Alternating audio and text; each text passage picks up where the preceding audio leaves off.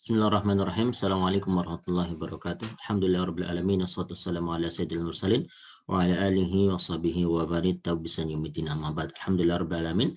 Rekan sekalian, alhamdulillah kita sudah masuk pada Ramadan 1442 Hijriah yang insyaallah hari ini kita tentunya masuk di tanggal ke-10 Ramadan. Semoga amal ibadah kita diterima oleh Allah Subhanahu wa taala dan tentunya kita mendapatkan Lailatul Qadar ya rabbil alamin. Baik, salawatullah Nabi Muhammad sallallahu berbaginda Nabi Muhammad sallallahu alaihi wasallam. Pada kesempatan kali ini kita setelah pembelajaran atau setelah midterm examinations UTS kita akan masuk pada sesi yang ke-8. Kesempatan kali ini kita bahas terkait tentang administering questionnaires. Jadi artinya kita mengelola, mengadministrasikan namanya questionnaires. Pada kali ini kita minimal dalam selesai pembelajaran kita, insya Allah ada 7 poin yang akan teman-teman sekalian capai. Pertama adalah compare and contrast different type of questionnaires. Kita bisa mengkomparasikan tipe-tipe dari questionnaires itu, mendesain questionnaires, terus mendiskusikan terkait tentang isu-isu cross-cultural research, mendiskusikan terkait tentang keunggulan dan kelemahan dari beberapa data collection method. Terus kita juga bicara tentang multi sources and multi method, dan juga nanti yang keenam kita mendemonstrasikan awareness role of managers in primary data collections, bagaimana cara atau meningkatkan awareness, kesadaran dari managers dalam mendapatkan primary data. Terus ada namanya yang terakhir terkait tentang role of ethic, nanti sedikit kita bahas terkait tentang etik. Perlu kita ketahui, hanya untuk mereview teman-teman sekalian, bahwasanya kita sudah melangkahi satu persatu dan kita pijaki dari tahapan pertama, kedua, ketiga, keempat, kelima, keenam, ketujuh, dan kita sekarang masuk ke 8, yaitu data collections. Di mana tentunya data collections ini yang sudah kita bahas sedikit pada pertemuan yang ketujuh adalah interview. Nah, pada poin ini, sebagaimana kita mengetahui elemen desain riset, itu kita sudah bicara tentang riset strategi, terus interferensinya, studi settingnya, terus kita bicara unit analisisnya, sampai time horizon. Nah, pada kotak yang merah ini, kita mengetahui data collection method itu dalam primary data ya, artinya tidak pada secondary data. Kalau secondary data, ada pembahasan yang tersendiri. Nah, pada primary data atau data primer itu kita mengambilnya diantaranya dengan interview, observasi, dan juga bisa questionnaires. Itu bisa dengan seperti itu. Nah, hanya untuk mengintroduksi bahwasanya kita sudah bahas pada pertemuan yang sebelumnya, untuk mereview sedikit, interview adalah a guided purposeful conversations between two and more people. Yang artinya kalau kita bicara interview atau wawancara, itu adalah pembicaraan antara 2 orang atau lebih, yang mana guided, dia ada guide-nya, dia ada petunjuk-petunjuknya, ada tujuan-tujuannya, purposeful, jadi ada tujuan inti dalam diskusi atau dalam interview tersebut. Kalau yang kedua observasi, itu apa? Concerns the planned watching, recording, analysis, and interpretations of behavior, actions, or event. Kalau kita bicara observasi, yang mengobservasi kan, melihat yang sudah pengamatan yang sudah terencana, merecord mereka, menganalisa, menginterpretasikan terkait tentang behavior, actions, atau event-event tertentu. Nah, pada poin yang ketiga yang hari ini kita akan bahas yaitu questionnaire, di mana kita bahas apa sih questionnaires itu. Dia dinyatakan adalah questionnaire is a pre-formulated written set of questions, yang mana artinya ada set pertanyaan-pertanyaan yang sudah diformulasikan, dia tertulis, yang mana nanti para responden itu akan menjawabnya. Jadi ketika sudah dijawab, maka kita bisa merekam dari apa? Dari respon-respon mereka. Usually within rather closely defined alternatives, yang mana biasanya sudah diberikan alternatif-alternatif. Misalkan skalanya yang dipakai Likert 1-5. Jadi artinya pertanyaan yang dipakai ya close-ended ya. Jadi alternatifnya sudah diberikan oleh si peneliti. Tipe questionnaires. Apa itu tipe questionnaires? Coba kita lihat dulu. Questionnaires are generally designed to collect a large number of quantitative data. Biasanya kalau orang atau peneliti menggunakan questionnaires itu untuk mendapatkan data yang sifatnya kuantitatif dengan jumlah yang sangat besar. They can be administered personally, itu bisa dilaksanakan dengan personal atau mendistribusikan secara elektronik atau mail, yaitu mengirimkan via pos kepada responden. Questionnaires are generally less expensive and time consuming. Kalau kita bicara questionnaires, menyebaran questionnaires itu tentunya akan lebih murah ya, less expensive, time consuming dan juga tidak begitu banyak memakan waktu dan interview dibandingkan dengan interview dan observasi. Karena tentunya questionnaires ini jangkauannya lebih mudah, apalagi kalau kita bicara saat ini yang kita bicara teknologi, ada platform untuk pengirimannya, sosial media dan sebagainya. So, but they also introduce a much larger chance of non-responses and non-response error. Tapi ya tentunya ketika bicara menyebarkan questionnaires, ada yang merespon, ada yang tidak merespon. Jadi kesempatan untuk tidak meresponnya itu cukup besar terjadi di sini. Tipe-tipe questionnaires itu secara teoritis ada 3. Pertama adalah personal administered questionnaires. Jadi artinya questionnaires ini dilaksanakan, dikelola secara personal. Sedangkan yang kedua dengan mail, yaitu mengirimkan via pos. Terus yang ketiga inilah yang booming atau yang memang saat-saat ini terjadi, itu dengan namanya electronic and online questionnaires. Jadi dengan platform tertentu elektronik itu disebarkan dan orang mengisi melalui smartphone yang dimiliki oleh para responden tersebut. Kalau kita bicara terkait dengan personally administered questions, coba kita lihat ya. When the survey is convened to a local area, a good way to collect data is to personally administered questions. Kalau memang sifatnya penelitian yang kita arahkan areanya atau areanya sudah terspesifikasi dan ini merupakan mudah untuk jangkauannya, maka dengan personal administered questionnaires ini akan lebih baik. Jadi akan lebih mudah. The main advantage of this is that the researchers or the member of the research team can collect on the completed responses within a short period of time. Any doubts that the respondents might have on any questions can be clarified on the spot. Karena tentunya bisa bertemu dengan satu persatu, karena lokal area tidak begitu luas, misalkan cakupannya satu desa, 2 desa, atau wilayah tertentu, satu lembaga, dan sebagainya. Maka bisa dengan namanya seperti ini.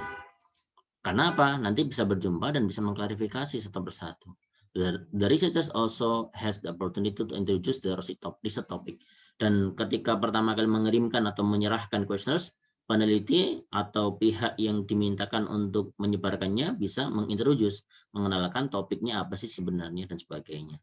Karena tentunya di sini tentunya akan lebih murah ya, less expensive and consuming less time than interviewing. Equally, it does not require so much skill, karena tentunya di sini tidak begitu memerlukan banyak skill ya. Sebagaimana dalam interview, tentunya ada skill untuk mereplay, skills untuk menggali lagi, dan sebagainya. Tapi di sana ada disadvantage, ada beberapa kelemahannya atau kekurangannya.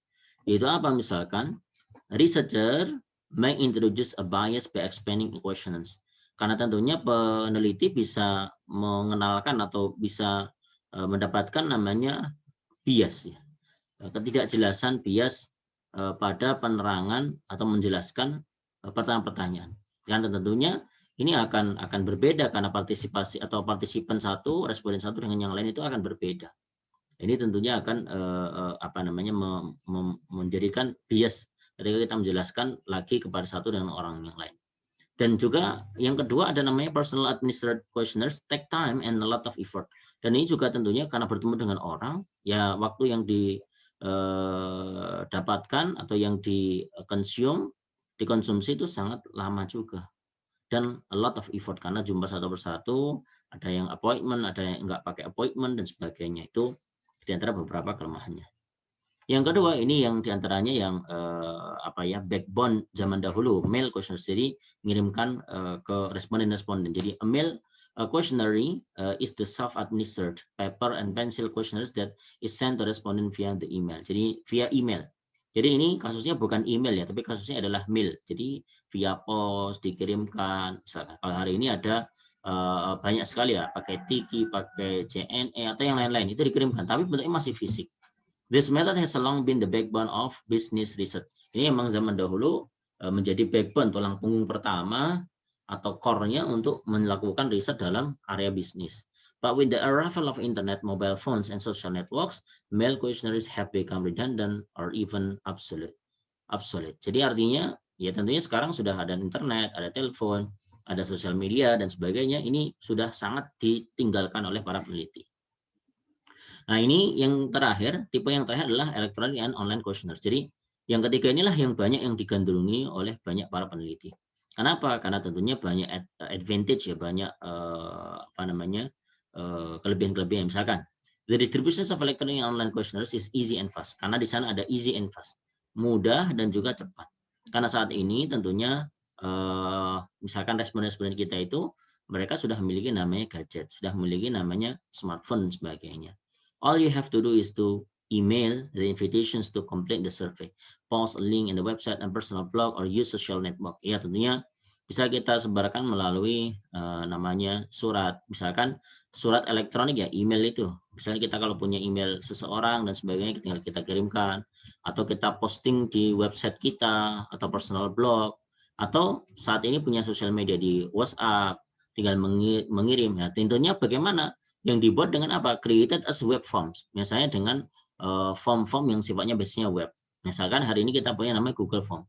Dan sebenarnya tidak cuma Google Form, teman-teman sekalian, banyak sekali website-website atau platform-platform yang memberikan kemudahan dalam mengelola dari kursus tersebut. Untuk gitu. Yang nantinya itu menjadi database kita yang bisa untuk kita analisis. Online questionnaires are often used to gain deeper understanding of the consumer's opinion and preference. Ya, lebih mudah atau biasanya digunakan untuk melihat secara lebih dalam opini-opini dari customers dan juga preferensi mereka. A big advantage of online survey research is that makes the most of the ability in the internet to provide access to groups and individuals who will be difficult, if not impossible, to reach rough in other channels. Nah, tentunya kita bicara online dan elektronik ya, ini bisa masuk ke mana-mana ya, selama para responden kita memang orang-orang yang atau well literate lah, atau sufficient literate terkait tentang elektronik atau teknologi penggunaannya. Karena ini bisa cross geographical, jumlahnya that wide geographical area that can be covered in the survey, karena survey kita bisa lintas geographical jadi ranah geografi itu tidak menjadi satu penghalang yang cukup besar, artinya bisa untuk kita kirimkan dan sebagainya. Dari sini ada advantage and disadvantage of the different questions. Di sini ada kelebihan dan kekurangan dari 3 tipe questions tadi. Ada yang personal administrative questions, ada mail questions, sama electronic questions. Kita fokus kepada yang terakhir karena ini yang sering digunakan, yaitu electronic questionnaires.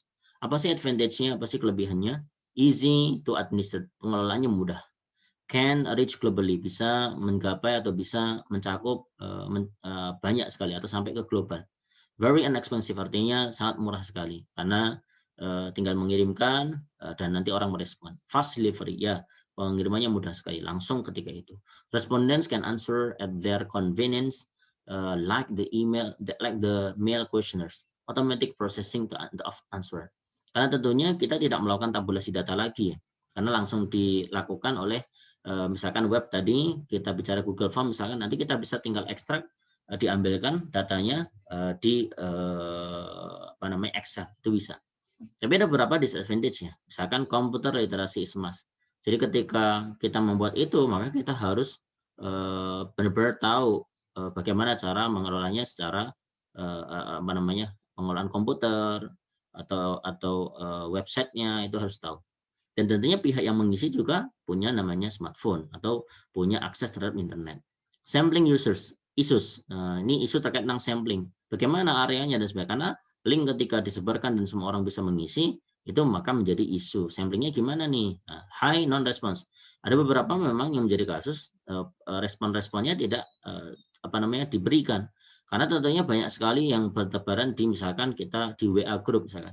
Ada yang merespon, ada yang tidak, karena ada kepentingan dan tidak kepentingan. Not always possible to generalize finding. Tidak mudah sekali untuk mengeneralisasikan namanya temuan-temuan yang nanti di akhir bisa kita tarik. Respondents must be willing to complete the survey. Maka responden itu hendaknya punya keinginan untuk menyelesaikan atau menyelesaikanlah survei yang dilakukan. Karena kadang-kadang pertanyaan terlalu banyak, terlalu lama. Nah, itu kadang-kadang survei. biasanya nanti ada beberapa sweeteners ya, pemanis-pemanis, misalkan diberikan 5 penjawab, nanti diacak secara otomatis, dapatkan misalkan pulsa atau sebagainya. Itu biasanya terjadi seperti itu. People find invitations via email rude and offensive. Ya, ada yang sifatnya rude sekali, ada yang tidak menginginkan, ada bahkan yang kasar, ofensif, tidak menerima. Emails are deleted or people complain. Ada yang di-delete dan bahkan ada yang komplain. Seperti itu juga. Nah, sekarang kita masuk pada inti bahasan kita. Gimana sih caranya untuk mendesain namanya questionnaires? Nah, kalau kita bicara terkait tentang data collection, seperti yang merah sudah kita bahas sebelumnya, observasi dan juga interview. Kali ini kita masuk kepada questionnaires. Nah, kalau kita ingin membentuk questionnaires, di sini ada minimal 3 poin pertama, yaitu principles of wording. Ini yang kadang-kadang teman-teman pemula susah atau belum bisa melaksanakan dengan baik. Maka perlu untuk diperhatikan dan mungkin dipraktekkan. Ini adalah prinsip pemilihan kata, wordingnya. Yang kedua, principles of measurements, bagaimana dasar-dasar dalam pengukuran. Yang ketiga, general get up adalah bentuk atau formnya ya. Bagaimana formnya, bagaimana bentuknya, penyajiannya nanti itu juga jadi salah satu desainnya. Kita lihat yang pertama, poin yang pertama adalah principle wording, yang nanti kita coba nanti masukkan satu persatu penjelasan yang ada di slide setelah ini. Yang pertama adalah content and purpose of questions. Maka ketika kita bicara prinsip wording, pilihan-pilihan kata, yaitu susunan-susunan kata, kita harus memilih kata-kata atau wordingnya, yaitu content and the purpose of questions. Jadi kontennya bagaimana dan tujuan dari pertanyaan tersebut. Apakah dia sinkron dengan pertama kali yaitu riset problem kita. Riset problem kita sebagaimana kita cantumkan di bab pertama. Setelah itu, apakah pertanyaan-pertanyaan ini sudah menyatakan kontennya sesuai dengan indikator yang kita dapatkan pada variabel yang kita taruh dalam riset kita atau yang kita pilih dalam riset kita. Maka kadang-kadang ada yang membuat konten purpose-nya tidak sama dengan pertama kepada indikatornya. Loh, indikatornya seperti ini yang didapati misalkan dari Muhammad et al 2010 misalkan. Ternyata berbeda. Maka ini juga harus dilihat konten dan purpose-nya. Yang kedua, wording and language, tentunya pilihan kata dan juga bahasa. Maka pilihan kata dan bahasa ini tidak berbelit-belit. Ada batasan ketika kita bicara questionnaires itu berapa, orang tidak bosan membacanya dan sebagainya. Dan bahasa yang dipakai bagaimana? Apakah sifatnya direct, apakah pernyataan atau pertanyaan, itu juga menjadi pilihan. Types and form of questions, bagaimana tipe-tipe dan bentuk dari pertanyaan-pertanyaannya. Apakah yang direct, apakah yang leading, apakah yang bias, nah itu nanti harus diperjelas. Ada sequencing-nya, bagaimana sequence-nya, bagaimana urutan-urutannya, mana yang general dulu, setelah itu menuju yang media, terus menuju yang spesifik sekali. Itu juga ada perlu namanya principle wording. Yang terakhir, classifications of data or personal information. Apa sih yang sebenarnya data-data informasi personal yang ingin kita dapatkan, misalkan umur, misalkan pendapatan, misalkan occupations atau usahanya apa dan sebagainya, profesinya apa, itu juga bisa kita masukkan di situ. Setelah itu masuk yang kedua, teman-teman, principle of measurements, bagaimana dasar-dasar atau prinsip-prinsip dalam pengukurannya. Misalkan pengkategorian, ini kan dikategorikan. Ini kategorinya apa? Ini kategori X, Y, ini hanya untuk bagian A, bagian B, pengkategorian. Yang kedua, coding, mengkode dari setiap questionnaires yang kita miliki. Misalkan X1, X12, X13, codingnya apa dan sebagainya. Nah, ini nanti untuk memudahkan kita ketika kita tabulasi data. Yang ketiga, scales and scaling. Nah, ini scalingnya bagaimana? Misalkan, kita menggunakan penskalaannya dengan nominal, ya tidak, misalkan. Kita pakainya menggunakan namanya ordinal. Oke, ordinal. Mengurutkan, memilih, dan sebagainya. Ada yang interval, melihat interval satu dengan yang lain. Atau kita bahkan pakai rasio, tapi ya jarang sekali kalau di questionnaires ya. Terus scalingnya bagaimana? Scalingnya skala Likert. Pengennya apa? 1 sampai 5. Ada 1 sampai 4, 1 sampai 5, 1 sampai 7. Itu nanti sesuai dengan keputusan peneliti itu sendiri. Terus setelah itu bagaimana? Ada namanya uji reliability sama validity. Sebelum kita tahu-tahu menyebar ke seluruh responden kita, misalkan target responden itu, maka minimal kita lakukan namanya pilot. Ada namanya uji reliability sama validity terkait tentang questionnaires kita. Di sana misalnya reliability kita menggunakan Kronenberg alpha. Kalau misalkan validity kita menggunakan R tabel dengan R hitung, nanti berapa kisarannya dan sebagainya. Itu biasa dilakukan dalam statistik. Terus yang ketiga, teman-teman, yaitu general get up. Maksudnya secara keseluruhan bentuknya seperti apa, appearance-nya seperti apa, penampakannya seperti apa. Makanya appearance-nya seperti apa, menarik atau tidak menarik, length of questionnaire. Jadi panjangnya pertanyaan-pertanyaan. Ketika semakin panjang, semakin orang bosan. Maka jangan sampai ketika memilih panjang-panjang. Misalkan ada dalam beberapa teori atau teori yang kita disebutkan juga maksimal itu 20. Ketika lebih 20 kata, orang tuh akan timbul namanya bias. Sekali membaca, dia akan sulit dan sebagainya. Yang kedua, introductions to respondent, bagaimana kita membuka, misalkan perkenalkan nama saya ABCD dan sebagainya. Itu ada sifatnya confidential, yaitu kerahasiaan, terjaga dan sebagainya. Terus instructions for completions, ada instruksinya. Misalkan bagian A, tinggal di checklist saja, bagian B dan sebagainya. Itu juga ada beberapa poin yang bisa dilakukan. Nah, ketika sudah 1, 2, 3 ini dilaksanakan, maka kita bisa masuk tahapan yang selanjutnya, yaitu apa? Questionnaire administration, bagaimana kita mengelola questionnaire tersebut. Cara spread out-nya, mengirimkannya, kemana, ke siapa saja targetnya, dan sebagainya. Ini juga menjadi salah satu strategi kita.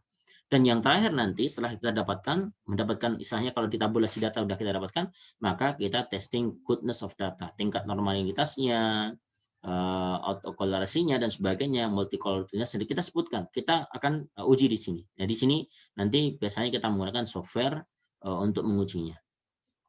Nah, ini adalah penjelasan satu persatu secara rinci ya, principle of wording.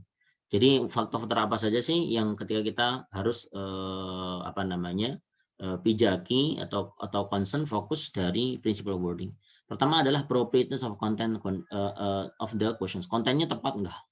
Yang kedua, level of sophistications of language. Bagaimana pertanyaan itu dipilih. Terus tingkat sofistikasinya. Jadi apakah sophisticated? Wah, rumit sekali, sulit sekali. Maka jangan sampai rumit bahasa-bahasa terminologi yang dipakai. Nah, itu yang tentunya harus standar kepada responden kita. Yang ketiga, tipe form and questionnaires asked. Apa pertanyaan yang tipe-tipenya akan kita tanyakan. Nanti ada beberapa contoh. The sequencing of questions, dari sequensinya, urutannya bagaimana. Yang kelima, personal data sought. Apa yang sebenarnya personal data yang kita ingin dapatkan dari responden. Ini misalkan ya, principle of wording-nya, content and purpose of question. Ya, harusnya ya harus tertuju pada variabel-variabelnya, indikatornya, kontennya tepat. Gitu. Karena ada beberapa pertanyaan itu nggak sinkron atau tidak sinkron dengan indikatornya yang didapati dari variabel misalnya yang memang merujuk kepada penelitian terdahulu. Maka harus dilihat konten semerpusnya.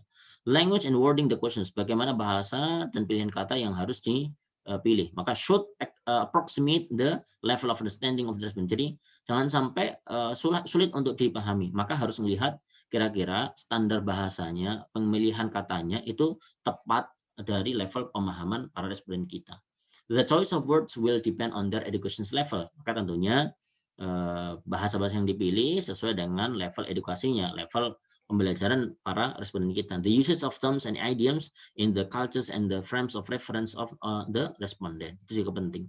Makanya biasanya kalau dalam pembentukan questionnaires itu misalkan kita udah dapat variabel dari penelitian terdahulu, ada indikator-indikatornya. Setelah indikator itu muncul, kita turunkan dalam pertanyaan-pertanyaan. Nah, pertanyaan ini sebelum kita menyebarkan biasanya kita ada namanya wording validity, validasi kata-katanya. Misalkan dengan cara apa? Bertemu kepada rekan yang non area di riset kita. Misalkan teman-teman sekalian ada di ekonomi, teman-teman di keuangan syariah. Maka tanyakan kepada teman-teman yang non keuangan syariah, misalkan ketemu sama teman-teman psikologi, teman-teman misalkan di kedokteran atau di engineering misalkan. Nah, itu duduk bareng, ditanyakan satu persatu, apakah sekali mereka mendengar paham atau tidak. Ketika kata-kata yang dipilih itu sulit dan mereka tidak memahami, artinya standarnya itu harus diturunkan. Maksudnya terminologi-terminologi yang muncul itu hendaknya semudah mungkin mereka sekali mendengar, sekali membaca langsung paham. Itu juga menjadi kendala ya. Biasanya teman-teman harus melakukan itu agar nanti ketika kita menyebarkan kepada respon yang lebih luas itu lebih mudah, karena nanti tidak ada istilah oh ini tidak valid maka di drop. Maka kita mengantisipasi melakukan dropping pada pertanyaan-pertanyaan yang sudah kita bentuk. Type of formal questions, ini misalkan ada tipe-tipenya. Ada misalkan open-ended questions. Kalau open-ended questions ya ini artinya menjawab dengan sesuai dengan perasaan mereka, experience mereka, dan sebagainya. Tapi kalau dalam questions biasanya tidak digunakan ini. Yang paling banyak adalah a close questions. Jadi close questions. In contrast, ask the respondent to make choices among the set of alternative given by the recipients. Ini yang banyak ya, pilihan 1 sampai 4, 1 sampai 5, 1 sampai 7. Jadi artinya sudah ada alternatif-alternatif yang memang kita berikan. Ini ada beberapa tipe ya. Type and form of questions, ada tipe dan bentuknya. Misalkan ada positif negatif, ada double barreled questions, memang sengaja dibuat dua, ada ambiguous questions, maka ambiguous questions ini hendaknya untuk dihindari ya, jangan sampai masuk ke sini. Ada recall dependent questions, kita recall lagi misalkan experience mereka pada zaman dahulu, gimana bagaimana, itu juga bisa melakukan seperti itu. Ada leading question, sifatnya leading, ada sifatnya loaded questions, ada nilai-nilai yang ingin dimasukkan di situ, ada social disability. Jadi ini kalau disability hendaknya tidak dimasukkan ya, tidak dimasukkan karena akan menjadi permasalahan. Length of questions, misalkan di sini sebutkan the question should not exceed 20 words, tidak lebih dari 20 kata. Kalau lebih dari 20 kata, orang cenderung akan susah memahami dan boring. Aduh bosan, panjang sekali misalkan gitu. Ada sequencing of questions, sequence-nya bagaimana? Jadi misalkan mulai dari yang general dulu, masuk ke posisi yang agak spesifik sampai spesifik. Dibilangnya lead from questions of general natures to those that are more specific. Jadi ada yang biasa dulu sampai ke yang posisi spesifik, itu seperti itu. Ada data and personal information, apa yang biasa kita didapatkan, misalnya umur, terus educational level, marital status, sudah menikah, income-nya bagaimana, atau yang lain-lain yang sekiranya bisa untuk kita dapatkan. Tapi biasanya kalau nama, itu biasanya pakai inisial boleh, nama lengkap boleh. Nomor telepon boleh enggak? Boleh sebenarnya, tapi biasanya kadang-kadang tentunya kita sebagai peneliti harus menjaga namanya etik ya, confidentially dan sebagainya. Nah, principle of measurements, apa yang menjadi principle of measurements? Ini poin yang kedua ya. Nah, yang pertama kita wording, principle of measurements. Maka di sini ada scales and scaling technique. Penskalaannya, tadi kita sebutkan skalanya apa. Yang kedua, reliability and validity. Reliability and validity-nya bagaimana? Nanti kita juga diskusikan pada chapter ke-12, next sessions. Appropriate the interval of ratio scale should be used in the preference to nominal or ordinal. Ini pilihannya yang mana? Mau yang nominal, atau ordinal, atau interval, atau pada rasio. Itu juga perlu untuk dilakukan. Kenapa? Nanti di akhir kita akan tes namanya goodness of data. Tingkat goodness of datanya atau kebaikan dari datanya itu gimana? Baik enggak data ini tersajinya? Yang terakhir, validity establish how well the technique. Ketika kita menguji validity artinya apa? Bagaimana teknik ini bisa dinyatakan valid atau tidak, instrumennya, proses measurement-nya, dan sebagainya. Jadi ini dilakukan namanya validity.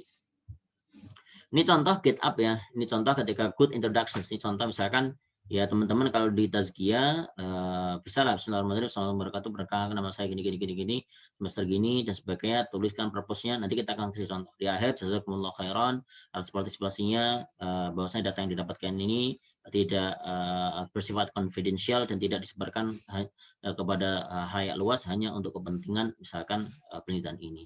Tertanda siapa-siapa dan sebagainya. Itu bila seperti itu. Ini kalau kita sudah masuk kepada pertanyaan-pertanyaannya ya. Ini bisa juga dengan bentuk seperti ini, nanti juga kita bisa bentuk yang lain. Misalkan 1 sampai 7, kalau 1 strongly agree, slightly agree, neutral, terus slightly disagree dan sebagainya. Ini pertanyaan seperti ini, tinggal milih di angka berapa dan sebagainya. Itu bisa kayak gitu, atau dengan nanti kita contohkan biasanya teman-teman level di S1 Tazkiyah itu dibuatnya tentang nanti dibuat kotak-kotak itu boleh seperti itu juga. Ini general appearance untuk personal ya, data ya. Misalkan your age, umur berapa, education-nya apa, gender apa, marital statusnya bagaimana, number per school dan sebagainya. Ini yang kalau dibutuhkan sesuai custom apa yang kita inginkan. Ini yang terakhir adalah concluding questions ya. Biasanya terima kasih dan sebagainya, ucapan di situ.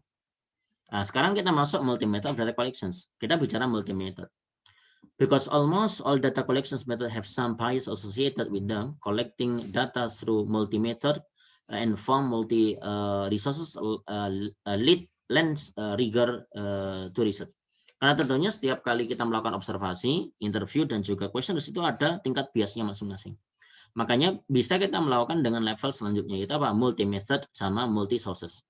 Jadi data yang kita dapatkan itu bahasanya kita konfrontasikan, kita kalibrasikan, kita melakukan namanya cross check ya. Misalkan kita menggunakan questionnaire. Setelah questionnaire itu didapatkan, kita olah, terus nanti kita buat namanya interview untuk memvalidasinya kemudian hari. Itu bisa lakukan seperti itu. Jadi artinya interview, questionnaire sama observations, ketiga-tiganya ini bisa dipakai atau 2 poin dipakai dan sebagainya. Agar kita tentunya lebih melihat valid tersebut. Jadi mengkonfrontasikan benar nggak yang direspon itu, kita menggunakan nanti interview di ujung. Itu bisa juga seperti itu. Nah, yang terakhir ada namanya Delphi Technique. Kalau Delphi Technique ini apa? Builds on the idea use expert panel. Kita menggunakan para ahli ya, panel ahli ya. Terus, but seek the combined expert panel discussions with other research methods such as mail questionnaires. A panel of expert often answer questionnaires into a more round.